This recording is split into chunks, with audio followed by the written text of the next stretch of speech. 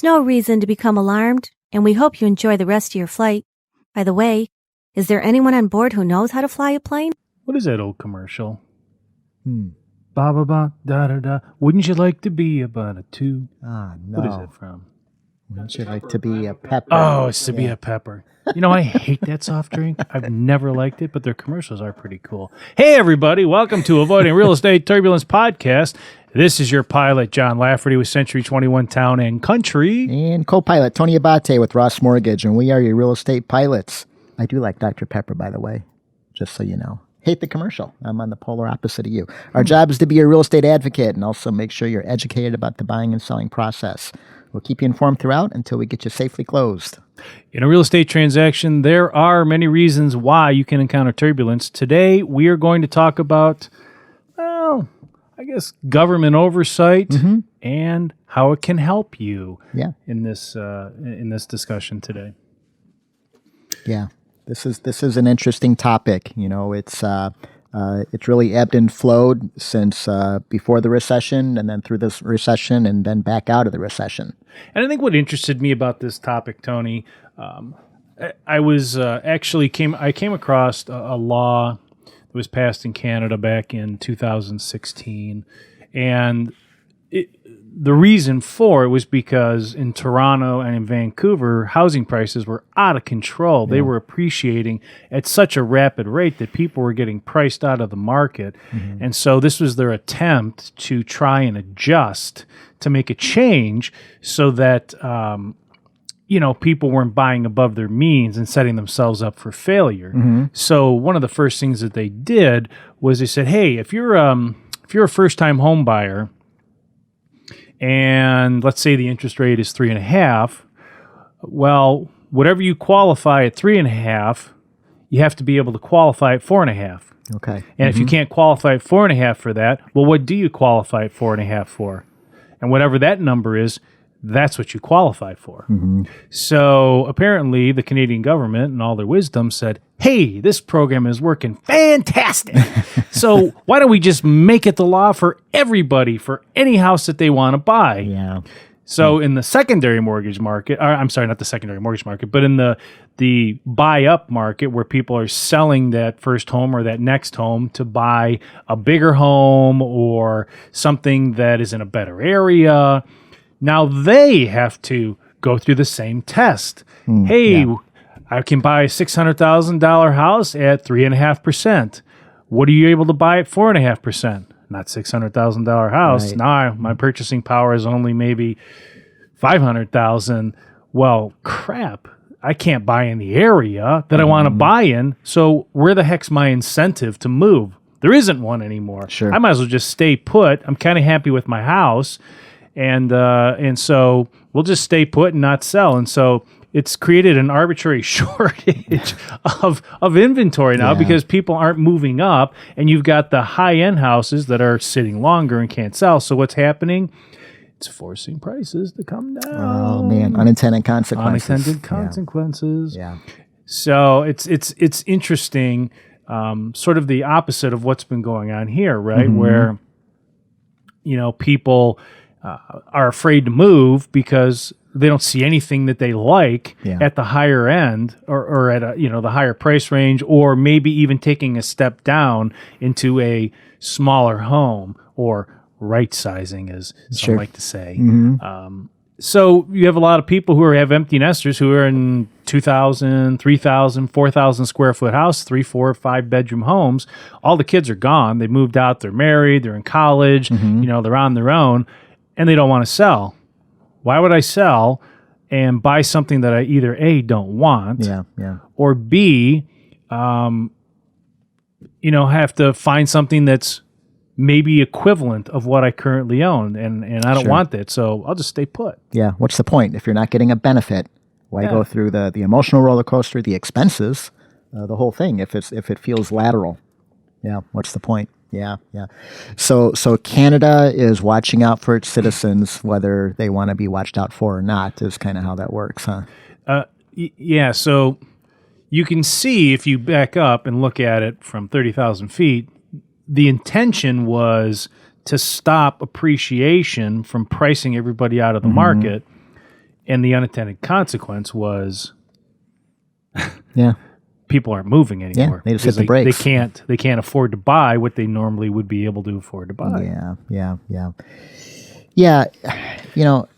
I think whenever in this case the Canadian government and certainly our government too feels that people are being harmed by transactions such as this, they feel the need to step in, and that's what's happened in Canada and happened in the U.S. as well.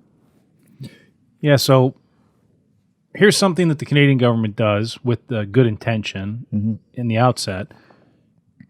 Anything that the American government has done at the outset that you get into and say, oh, crap, this was not what was intended. I mean, they created the CPFB, right, in reaction to the housing bubble. That was one of the things that they did. They also passed Dodd-Frank with the intentions of, stopping predatory lending and banks getting involved in investments and doing these other things. Yeah. Right? Yeah, and my goodness, we could do a whole podcast on just the progression of things that happened in the recession. That's for sure. But you nailed it. So these, and we're going to. I think we should. I'm looking forward to that podcast where I want to hear about your experiences, and maybe we can start. I don't know, 2000, 2001, 2002, when you can start to see the ramp up. Yeah. And from your perspective, from the lending perspective, what you saw as we got into 2006, 2007, and 2008 when the bottom fell out.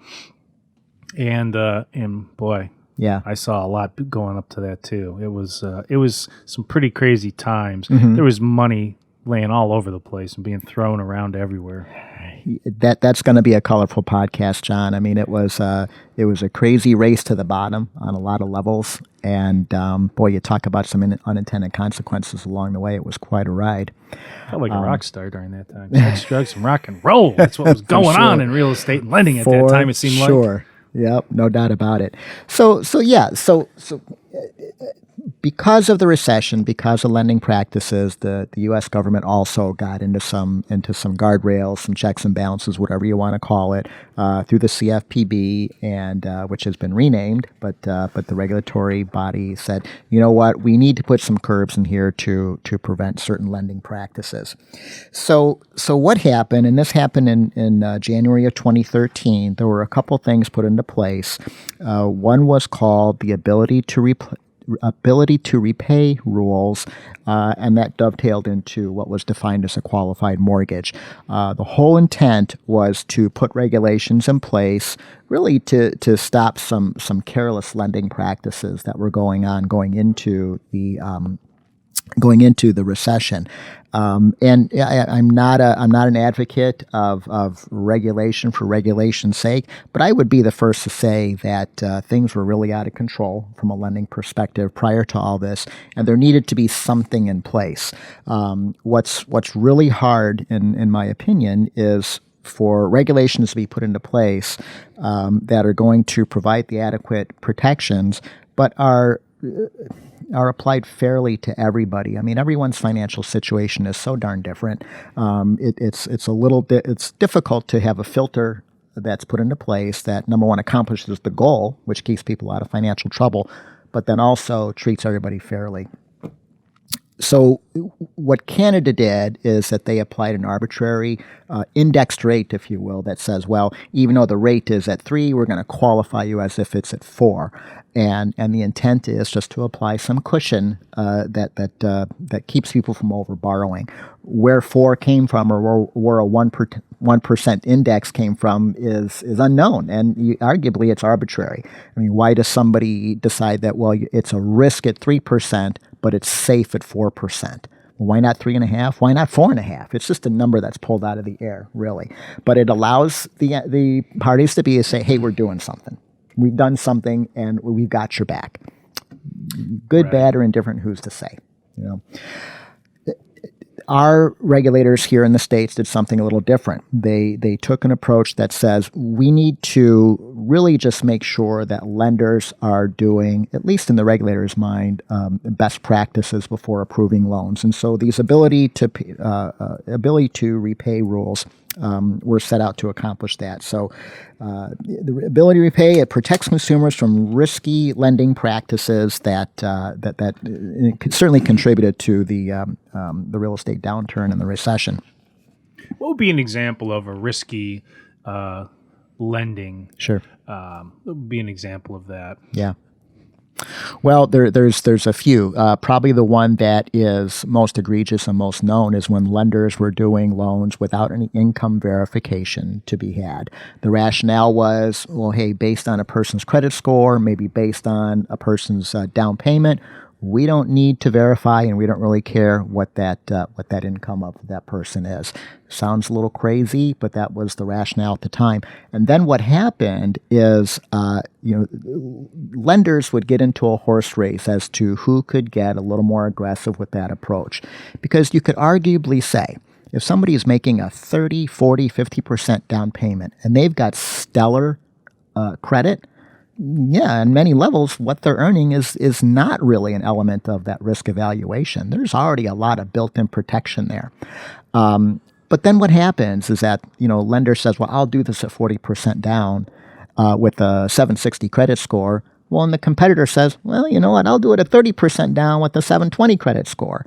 And it kept happening and happening and happening. And we got to the point where lenders were doing no income verification loans with a 580 credit score. It was just a recipe for disaster, and sure enough, that's what happened. Stated income, stated asset. Yeah. Well, you bring up a good point. So, would a lender today touch a purchase from a buyer with 50% down and a job, per se, and makes income, but works part-time and then has, let's say, Social Security or disability income, and maybe the debt to income ratio is higher than what you'd like to see, but they're putting 50% down. Yeah. Where's the risk? Right. Well, the scary and maybe surprising answer is that those are coming back in.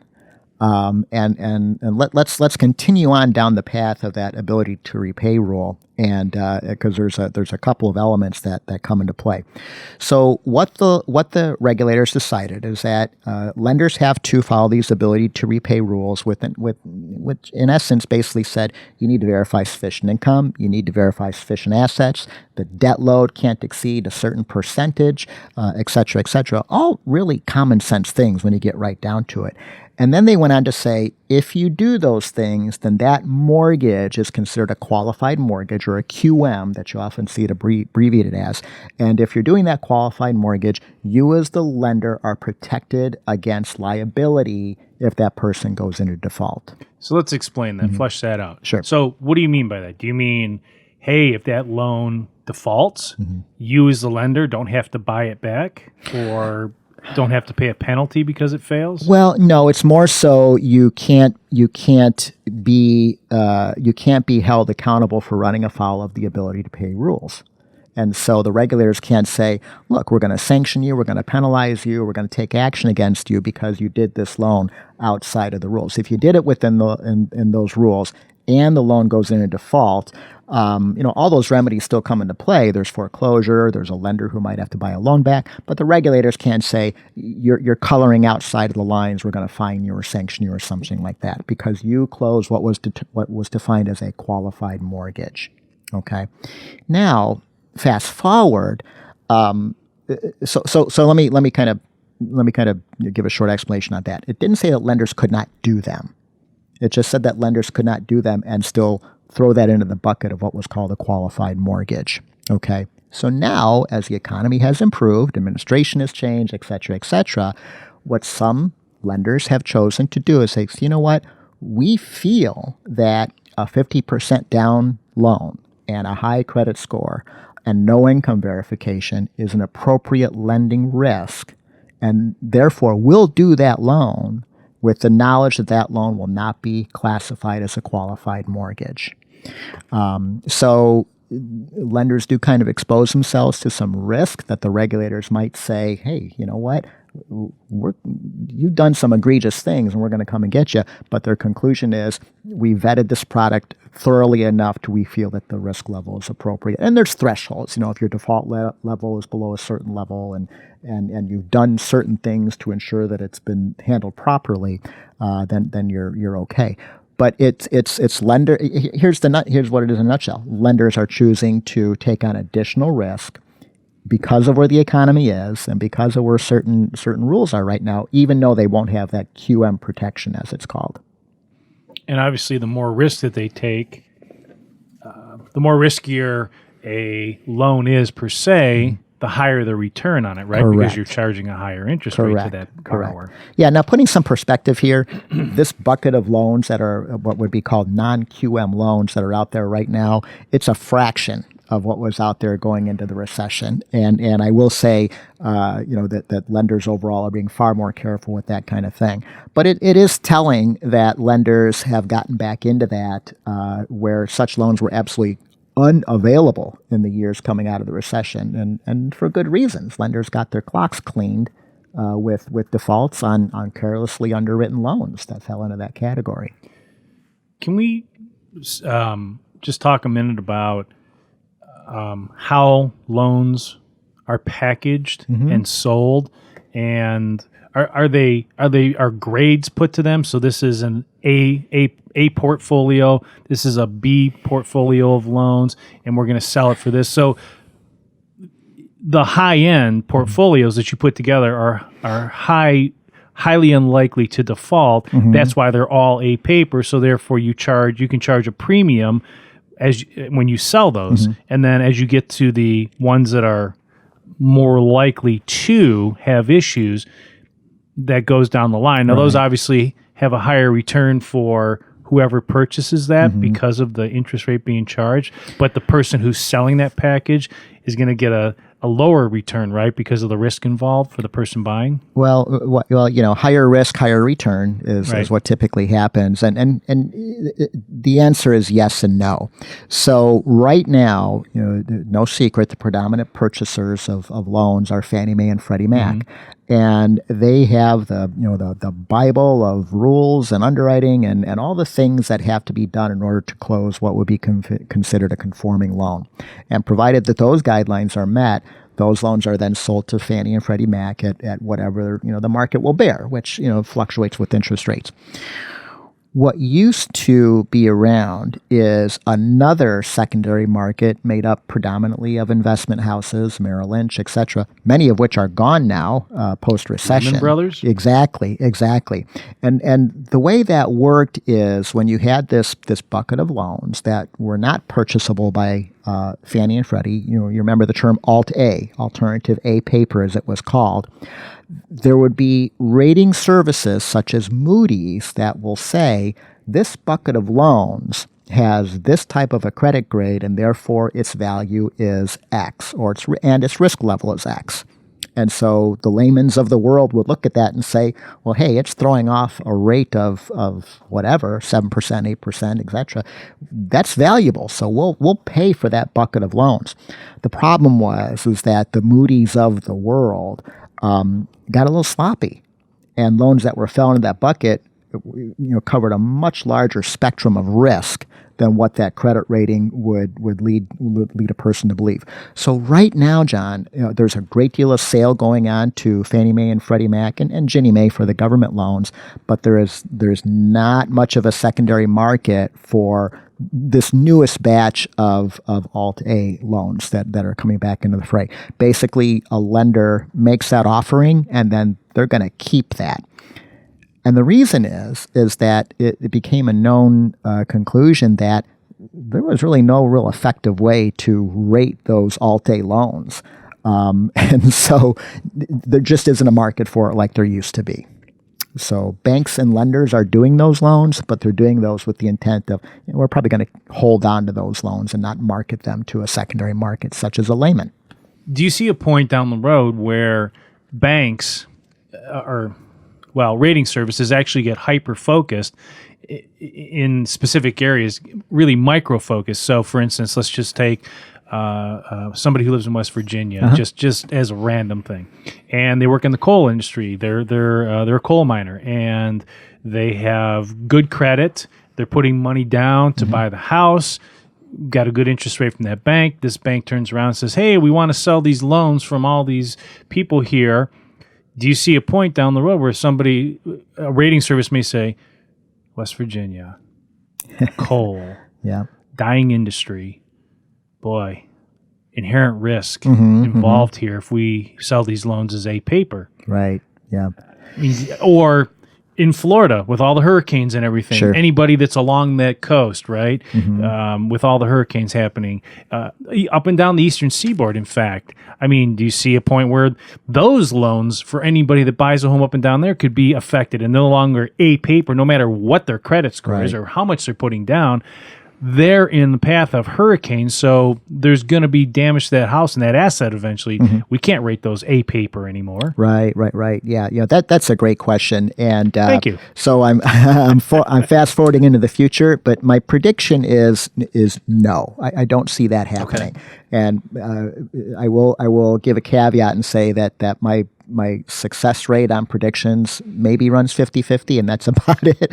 But here's why I say that. So let's go back to your example with coal, which is a very very real and good example of what you're talking about. Nothing happens in a linear fashion. So as that industry is impacted, you've got companies who are therefore employers that might still have a good 15-year lifespan going forward, and you have other companies that might be on the rocks within the next 12 to 18 months.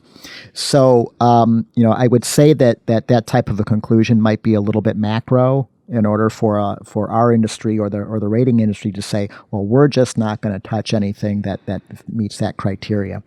But having said that, you start to see certain trends where the likelihood of continued employment is not great. So I would expect that it to be more case by case based on the employer itself. Let's face it, some of these coal mining companies they're parts of conglomerates. And much like GM is doing right now, they might shut a plant here, but they're going to offer relocation to somebody over there. And then in cases like what you're talking about with high-risk areas because of weather, hurricanes, what have you, there's a couple things that are really already in place. So when an area is impacted, what automatically happens is that lenders, Fannie, Freddie, et cetera, will say, okay, we all know what happened here. For whatever you have going on in the pipeline right now, you've got to have re-inspections on these properties before you close them. So that kind of happens, for protection for those short-term scenarios. For the longer-term scenarios of areas that become riskier, I would say that our reliance right now is going to be based on FEMA evaluations. So, which is, I'm not so sure is a super comforting way to look at it, but what ends up happening is that in the areas that are impacted, like you're talking about, as the frequency increases and as areas become more dangerous, FEMA simply says, we're not going to put flood insurance in these sections. It's out. And then, as if you have a property that's in such an area and you can't get flood insurance, there's no financing to be had. Or they just make flood insurance so freaking expensive that people can't afford to have it. So you have a bunch of people in homes who have to go without it. Yeah. I mean, things are different now for sure, but you remember the 94 Northridge earthquake, and a lot of structures were destroyed, a lot of damage after that 94 earthquake. And they haven't had one since. But earthquake insurance was so outrageously expensive that I'd say probably 75 to 90% of anybody who owned a home just went without it. Just couldn't afford to pay for it. Just said, to hell with it. I'll roll the dice. I'll take my chances. Yeah. And I don't know how many people have it currently, but I mean, at what point does a lender say you either buy this insurance or else? Yeah. It has to be on this property or else. Right. Well, yeah, that's pretty clear cut when we get into the things like the flood insurance. And I'll be a little cynical, but I'll say the lender draws that line when it feels it's going to stop making money on loans in that area. It does kind of dwindle down to that dollar bill, and it's tied in with the risk, right? I mean, now you're talking about collateral that just flat out has a higher risk than maybe something 100 miles away. So these are some curbs that the government puts into place. The other thing, John, that as it relates to when we were comparing the U.S. and Canada piece, you see loan products that are just not on the menu anymore that used to be on the menu. Mm-hmm. So interest-only loans, next to impossible to find anymore. Balloon loans, next to impossible to find anymore. And they're absolutely not conventional loans because those are non-QM loans. How about some of that? One of those fabulous products, the Neg-Am. Well, my California friend, fantastic. They were so popular there, weren't they? And Arizona. Yeah, you're right. And yes, those are absolutely off the menu as far as conventional loans go for reasons that are obvious. And I'll tell you something that was kind of prophetic. I was on a roundtable prior to the recession, and there were representatives from all over the country, and we were just talking about, which loan programs are still relevant, which ones aren't. And the individual from California, and he was dead serious. He said, you have to consider the price of our real estate. If we did not have negative amortizing loans, a huge section of the buying public simply could not buy homes. And at the time, that individual's conclusion he felt was absolutely appropriate. His name wasn't Angelo Mozilla. Nobody might have been a friend of Angelo, as they often refer to. But you look back now and you think, well, how crazy is that? Really all you're doing is playing with the time machine. You're without saying it, what you're saying is, well, you can't afford this home, but we'll make it affordable now. But in the future, you're going to have to figure something out because it's going to be even less affordable now or later when you have to start catching up on that negative interest. Well, they were banking on the appreciation of the real estate asset and the building of equity. That's what they were banking on, especially in California. Yeah. When you have a house that you can buy 1 year for $400,000 and sell it in a year for $540,000, and it continues to appreciate like that, then you've got these crazy ideas that show up and well, we can do this because we're going to bank on another $100,000 or 20% in appreciation each year. It's going to go on forever. It's lollipops and fruity charms. But fruity pebbles, but look at the logic there. That means that the only way that person who bought the home with a negative amortizing loan could afford that home when that appreciation happened was to sell it. Yes, right. That's sell it and move up and get another Neg-Am loan and hope that it appreciates more. Yeah, exactly. It was like pre-programmed speculation is really what it was, and it's in the end we see what happened. Right, the bottom fell out. It didn't work. And how does all that come together? Hey, it works as long as it works. And that's really kind of what it was based on, And then once the market turned and property values sunk, think about it. The all-American financial safety valve for people for years and years and years was, if things really get tough for me, I could always sell my home. That was always kind of laying in the background. That safety valve was removed when the recession hit, property values fell, and that all-important, very legitimate safety valve. And people would never, that was a nuclear option, right? I mean, people would only do that if things really, really, really got bad. Well, things really, really got bad, and they couldn't execute that nuclear option. They had an asset that was worth 20, 40, 50% less than what they had bought it for. Right. Yeah. So again, even though I would say I'm not an advocate for overregulation, this type of regulation that says, hey, maybe balloon loans aren't right for the typical consumer, maybe interest only, maybe negative AM loans are not right for the typical consumer, this is appropriate legislation. Interestingly, 5 large banks have just written letters to the regulators to say, maybe we need to be doing away with the QM rules. Oh, boy. I know. Short memories. We'll see where that goes. Yeah.